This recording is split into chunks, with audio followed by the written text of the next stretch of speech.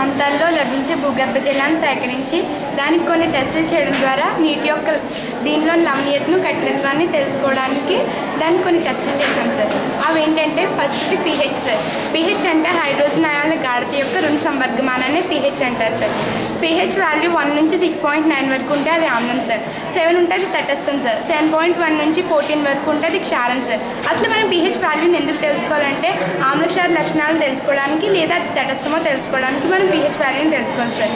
pH పేపర్ని use చేసి కూడా pH వాల్యూని తెలుసుకోవచ్చు సార్. కానీ మనకు ఖచ్చితమైన వాల్యూ రాదు సార్. కాబట్టి మనకు ఖచ్చితమైన వాల్యూ రావాలంటే డిజిటల్ pH మీటర్ని యూజ్ చేయాలి సార్.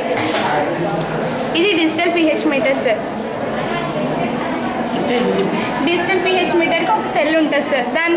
ఆ సెల్ని కనుక మనం శాంపిల్ వాటర్లో డిప్ చేసినట్లయితే అందులో glass electrode and mercuric electrodes ఉంటాయి సార్. అప్పుడు అందులో ఉన్న గ్లాస్ ఎలక్ట్రోడ్ వాటర్లో ఉన్న హైడ్రోజన్ అయాన్స్కి రియాక్ట్ అవుతుంది సార్. అలా రియాక్ట్ అయినప్పుడు గ్లాస్ ఎలక్ట్రోడ్కి అండ్ మెర్క్యూరీ క్యాల్మల్ ఎలక్ట్రోడ్కి మధ్య పొటెన్షియల్ డిఫరెన్స్ ఏర్పడుతుంది సార్. ఆ డిఫరెన్స్ ఏర్పడినప్పుడు అందులో ఉన్న అయాన్స్ ప్రసరించి అక్కడ pH వాల్యూ ఎంత ఉందో మనకు కరెక్ట్ వాల్యూ తెలుస్తుంది సార్ pH మీటర్ ద్వారా. pH వాల్యూ 6.5 నుంచి 8.5 వరకు ఉందనుకోండి సార్, ఆ వాటర్ని మనం యూజ్ చేయొచ్చు సార్. 8.5 అబవ్ ఉంటే కనుక ఆ వాటర్ని మనం యూజ్ చేయకూడదు సార్. ఒక టెస్ట్ ద్వారా యూజ్ చేయొచ్చా యూజ్ చేయకూడదు అనే విషయం తేల్చలేం కాబట్టి మేము ఇంకా కొన్ని టెస్టులు చేశాం సార్. అదేంటంటే నెక్స్ట్ ఈసీ సార్. ఈసీ అంటే ఎలక్ట్రికల్ కండక్టివిటీ సార్. నీటిలో విద్యుత్ ఎంత ప్రవహిస్తుందో తెలుసుకోవడం ద్వారా అందులో ఉన్న లవణాలను తెలుసుకోవడం సార్. ఈసీ మీటర్ ద్వారా తెలుసుకోవచ్చు సార్ ఈసీ వాల్యూని. దానికి కూడా ఒక సెల్ ఉంటుంది సార్. దాన్ని కనుక మనం వాటర్లో డిప్ చేసినట్లయితే అందులో వాటర్ విద్యుత్ ప్రవహించి మనకు కరెక్ట్ వాల్యూ తెలుస్తుంది సార్. దాని ద్వారా ఈ ఈసీ వాల్యూ 0 నుంచి 750 వరకు ఉందనుకోండి సార్, అది ఇరిగేషన్స్కి పనికి వస్తుంది సార్. వాటర్ 750 to 2250 ఉందనుకోండి సార్, ఆ వాటర్ సున్నితమైన పంటలకు పనికి రాదు సార్. 2250 అబవ్ ఉంటే కనుక ఆ వాటర్ మన పంటలకు యూజ్ చేసినట్లయితే పాడైపోతాయి సార్. కాబట్టి ఎక్కువగా ఉన్న వాటిని మనం యూజ్ చేయకూడదు సార్ పంటలకి. ఇప్పుడు ఈసీ వాల్యూ ద్వారా టోటల్ డిజైల్డ్ సాలిడ్స్ ఎన్ని ఉన్నాయో తెలుసుకోవాలి సార్. ఈసీ వాల్యూ ఇంటూ 0.64తో కనుక మనం చూస్తే టోటల్ డిజైల్డ్ సాలిడ్స్ ఎన్ని ఉన్నాయో తెలుస్తుంది సార్ మనకి. టోటల్ డిజైల్డ్ సాలిడ్స్ 500 mg/L కంటే ఎక్కువ ఉంటే కనుక ఆ వాటర్ని మనం యూజ్ చేయకూడదు సార్. మేము చూసిన ప్లేసెస్ అన్నింటిలో కూడా వాటర్ 500 mg/L కంటే ఎక్కువ ఉన్నది సార్. కాబట్టి మనం ఆ వాటర్ని యూజ్ చేయకూడదు సార్. మనం కొన్ని టెస్టులు చేయడం ద్వారా టోటల్ హార్డ్నెస్ ఎంత ఉందో, కాల్షియం హార్డ్నెస్ ఎంత ఉందో ఇవి తెలుసుకోవచ్చు సార్. ఆ టెస్ట్లు ఏంటంటే సార్ టోటల్ హార్డ్నెస్ తెలుసుకోవడానికి సార్. టెస్ట్ చేయనా సార్? ఇందులో సొల్యూషన్స్ అన్నీ తీసుకోవచ్చు.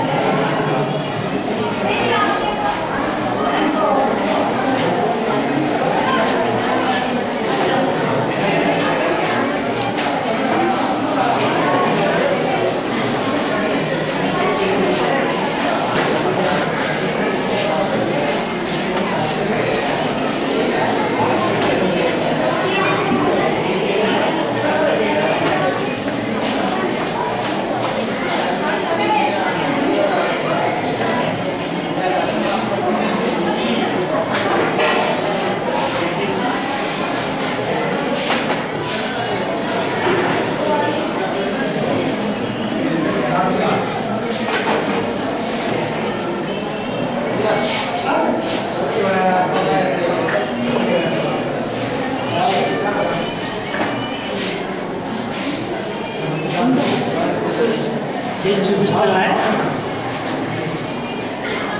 చెప్పే వచ్చింది చూపి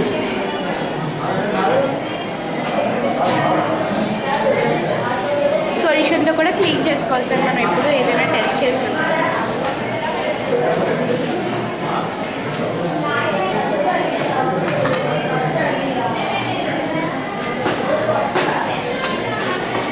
ప్రతి శాంపుల్ మనం చేసేటప్పుడు అన్నీ క్లీన్ చేసుకోవాలి సార్. క్లీనింగ్ ఒక ఆర్ట్ సార్ దీంట్లో, లేకపోతే మనకి వాల్యూస్ మారిపోతూ ఉంటాయి సార్. కాబట్టి ప్రతి దానికి మనం క్లీన్ చేసుకుంటూ ఉండాలి సార్.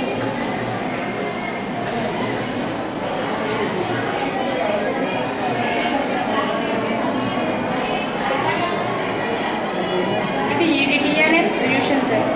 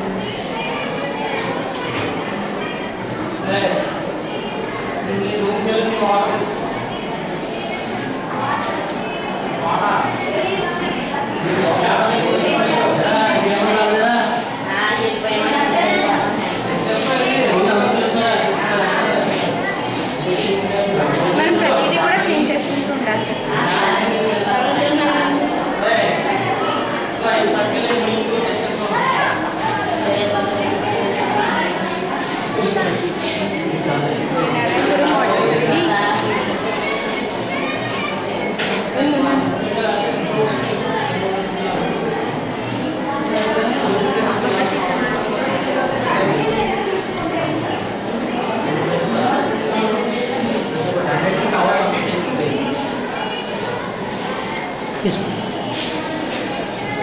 Thank you.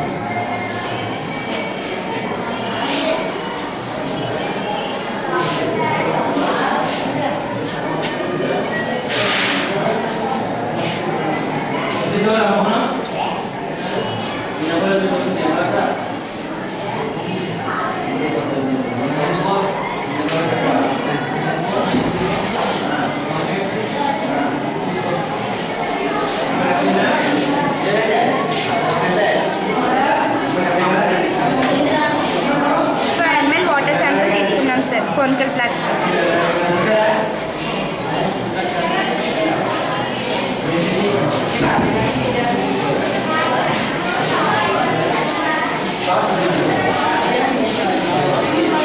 దీంట్లో బఫర్ సొల్యూషన్ యాడ్ చేస్తున్నాం సార్.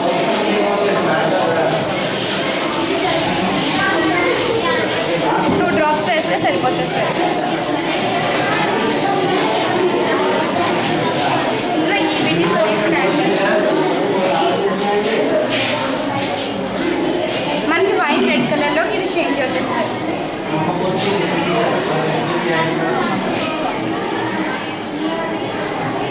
ఇలా వైన్ రెడ్ కలర్లోకి చేంజ్ అయిన దాన్ని మనం ఈడిటిఏ సొల్యూషన్తో కనుక టైట్రేషన్ చేస్తే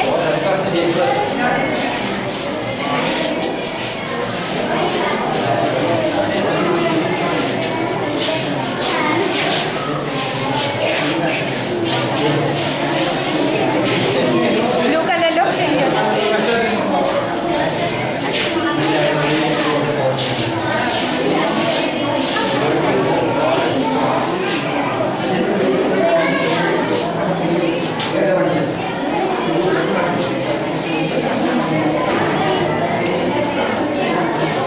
సార్ బ్లూ కలర్లో దీని first sample and last sample note చేసుకొని దీనికి ఉన్న ఫార్ములాతో కనుక మనం దాని value first reading and last reading note చేసుకొని దీనికి ఉన్న ఫార్ములా టోటల్ హార్డ్నెస్ ఫార్ములాతో కనుక మనం చూసుకుంటే దాంట్లో ఉన్న టోటల్ హార్డ్నెస్ ఎంతో మనకు తెలుస్తుంది ఈ వాటర్ ద్వారా.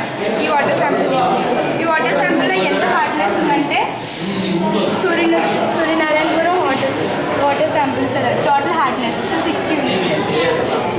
మనం ఇలా చూసుకున్నప్పుడు మనకి దాని ద్వారా కరెక్ట్ వాల్యూ ఎంతో దానికి కరెక్ట్ వాల్యూమ్ ఎంత ఉందో తెలుస్తుంది సార్ మనకి. నెక్స్ట్ కాల్షియం హార్డ్నెస్ ఎంత ఉందో తెలుసుకోవాలి సార్. కాల్షియం హార్డ్నెస్ తెలుసుకోవాలంటే దానికి ఒక ఫార్ములా ఉంది సార్.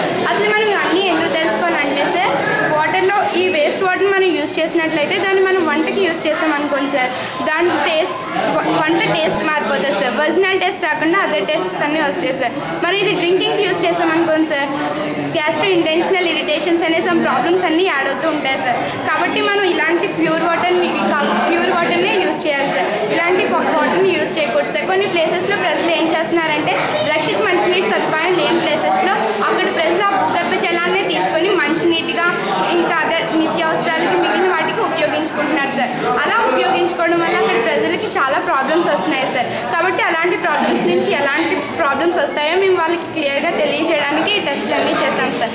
నెక్స్ట్ కాల్షియం టెస్ట్ కూడా చేయాలి సార్. కాల్షియంకి ఏమేమి చేయాలంటే సార్ బ్యూరేట్లో ఈడిటీ అనే సొల్యూషన్ తీసుకొని దానికి 5 ml వాటర్ శాంపుల్ తీసుకొని దాంట్లో NaOH యాడ్ చేసి మురాక్సైడ్ అనే ఇండికేటర్ని యూజ్ చేసినట్లయితే అది పింక్ కలర్లోకి చేంజ్ అవుతుంది సార్. అలా పింక్ కలర్లోకి చేంజ్ అయిన దాన్ని మనం ఈడిటీఏ సొల్యూషన్తో టైట్రేషన్ చేసినట్లయితే మనకి పర్పుల్ కలర్ వస్తుంది సార్. అప్పుడు దాని ఫస్ట్ రీడింగ్ లాస్ట్ రీడింగ్ తీసుకొని కాల్షియం ఒక ఫార్ములా వేసుకొని చేస్తే కనుక మనకి కాల్షియం హార్డ్నెస్ ఎంత ఉందో వాటర్లో తెలుస్తుంది సార్. మేము చేసిన శాంపిల్స్ అన్నింటికి కాల్షియం హార్డ్నెస్ ఎంత ఉంది మెగ్నీషియం హార్డ్నెస్ ఎంత ఉంది అన్న విషయం సార్. ఇదంతా మేము చేసిన మొత్తం అన్ని టెస్ట్లు సార్. ఇవన్నీ తర్వాత మనకి మెగ్నీషియం హార్డ్నెస్ తెలియాలంటే total hardness minus calcium hardness చేస్తే కనుక మనకి మెగ్నీషియం హార్డ్నెస్ ఎంతో తెలుస్తుంది సార్. తర్వాత మెగ్నీషియం హార్డ్నెస్ తెలిసిన తర్వాత ఆ వాటర్లో క్లోరైడ్ కూడా ఎంత ఉందో తెలుసుకోవాలి సార్. క్లోరైడ్ ఎంత ఉందో తెలుసుకోకపోతే మనకు ఆ వాటర్ని కనుక మనం గొట్టాల్లో పెట్టినప్పుడు ఆ గొట్టాలన్నీ పాడైపోతాయి సార్. మనం క్లోరైడ్ ఎక్కువగా ఉందంటే ఆ వాటర్లో ఆ గొట్టాలన్నీ పాడైపోతాయి సార్. కాబట్టి మనం ఆ క్లోరైడ్ ఎక్కువగా ఉన్న వాటర్ని యూజ్ చేయకూడదు సార్. క్లోరైడ్ కూడా చిన్న ఎక్స్పెరిమెంట్ ఉంది సార్. అదేంటంటే బ్యూరేట్లో సిల్వర్ నైట్రేట్ అనే సొల్యూషన్ తీసుకోవాలి సార్. ఇది సిల్వర్ నైట్రేట్ సార్. దాంట్లో 1 1 ml వాటర్ శాంపిల్ తీసుకొని దాంట్లో పొటాషియం క్రోమేట్ అనే సొల్యూషన్ యాడ్ చేసినట్లయితే మనకి ఎల్లో కలర్లోకి చేంజ్ అవుతుంది సార్. అలా ఎల్లో కలర్లోకి చేంజ్ అయిన దాన్ని మనం సిల్వర్ నైట్రేట్తో టైట్రేషన్ చేసినట్టే బ్రిక్ రెడ్ కలర్ వస్తుంది సార్. అలా వచ్చినప్పుడు మనం దాని రీడింగ్ని నోట్ చేసుకొని ఆ రీడింగ్ చూసుకొని దానికి ఉన్న క్లోరైడ్ ఫార్ములాతో కనుక మనం చేస్తే మనకి క్లోరైడ్ ఎంత ఉందో ఆ వాటర్లో ఈ క్లోరైడ్ ఎక్కువగా ఉందా తక్కువగా ఉందా అనే విషయం మనకి తెలుస్తుంది సార్. అలాగే కాల్షియం హార్డ్నెస్ తెలుసుకున్న తర్వాత కాల్షియం అయాన్స్ ఎన్ని ఉన్నాయో కూడా తెలుసుకోవచ్చు సార్. కాల్షియం అయాన్స్ తెలుసుకోవాలంటే కాల్షియం హార్డ్నెస్ ఇంటూ 0.04తో కనుక చేస్తే మనకి కాల్షియం అయాన్స్ ఎన్ని ఉన్నాయో అనే విషయం తెలుస్తుంది సార్. తర్వాత మెగ్నీషియం అయాన్స్ కూడా ఎన్ని ఉన్నాయో వాటర్లో తెలుసుకోవచ్చు సార్. అంటే మెగ్నీషియం హార్డ్నెస్ ఇంటూ 0.244తో చేస్తే మనకి మెగ్నీషియం అయాన్స్ కూడా ఎన్ని ఉన్నాయో వాటర్లో తెలుస్తుంది సార్.